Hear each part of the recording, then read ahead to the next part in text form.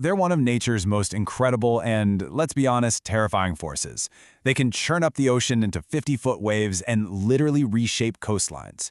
We call them hurricanes, typhoons, cyclones, but whatever you call them, their power is just undeniable. So let's dive in and really unpack the science behind these monster storms. And here's the big question, right? It's one that feels more and more urgent every single year.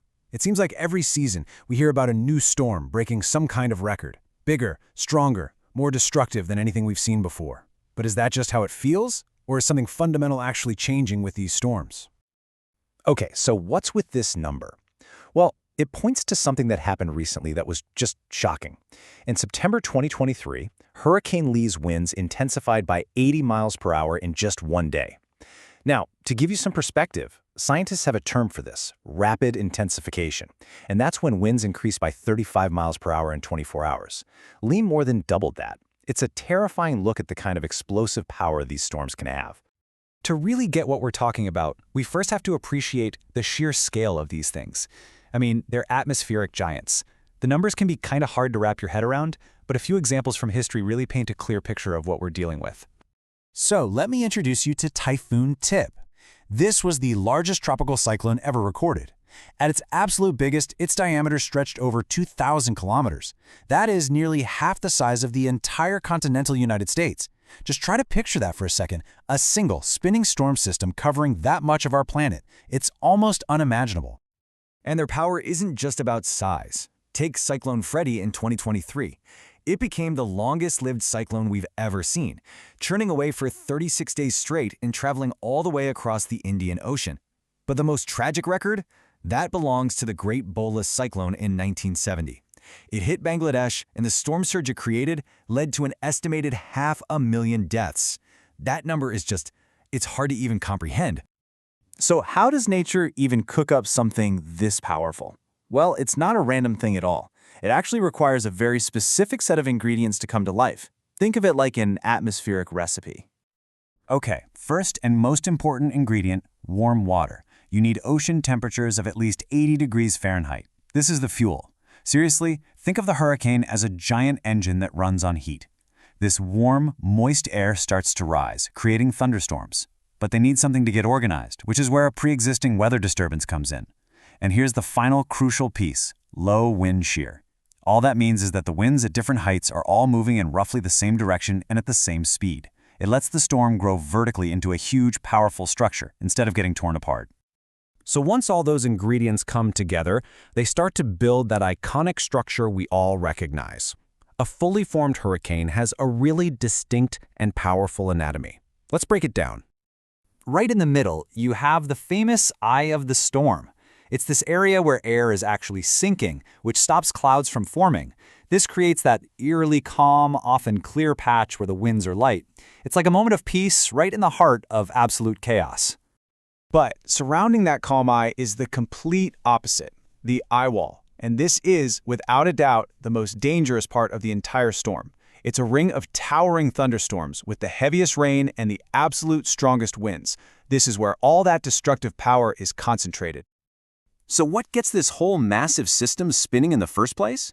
Well, it's a phenomenon called the Coriolis effect. Basically, as our planet rotates, it makes the winds that are rushing toward the storm's center get deflected. They get pushed to the right in the northern hemisphere, which gives us that classic counterclockwise spin, and to the left in the southern hemisphere, making them spin clockwise.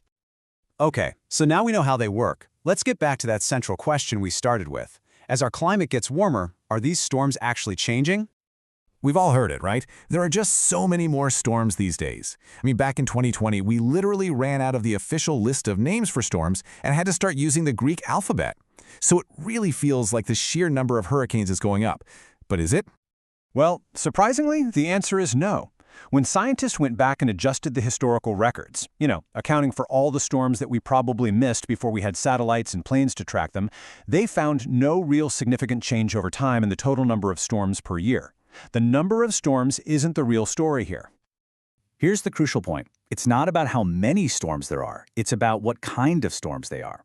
The data shows a really clear shift in their intensity. The percentage of major, really powerful cyclones is going up, while the number of weaker ones is actually going down. So in other words, the storms that do form are way more likely to become monsters. And when we look to the future, the projections are pretty stark. Because a warmer atmosphere can hold more moisture and warmer oceans provide more fuel, computer models are predicting that future storms will be a lot wetter, a lot stronger, and this part is really important, slower. A slower storm is a huge problem because it just sits over an area for longer, dumping incredible amounts of rain and battering everything with high winds for days, which dramatically increases the damage. And that brings us to the final, critical piece of this whole puzzle. It's not just that the storms themselves are changing, the world they're hitting is changing too. And this number, this is the other half of the threat. Since 1900, the average global sea level has gone up by over 15 centimeters. That's about 6 inches. Now that might not sound like a lot, but when it comes to a hurricane storm surge, it's like giving it a giant launch pad. And listen, this isn't just a theory. A study on Hurricane Katrina laid it out perfectly. The researchers calculated that because of the sea level rise over the last century, the floodwaters during that terrible storm were anywhere from 15 to 60% higher than they would have been otherwise. A higher sea level just lets that storm surge push way further inland, causing so much more destruction. So, the science seems pretty clear. We're looking at a future with stronger, wetter, and slower storms, hitting a world with higher seas. The destructive potential of any given hurricane is just significantly greater than it used to be. And all of that leaves us with one last, pretty sobering question. As our world gets hotter, are we really prepared for the storms that are on their way?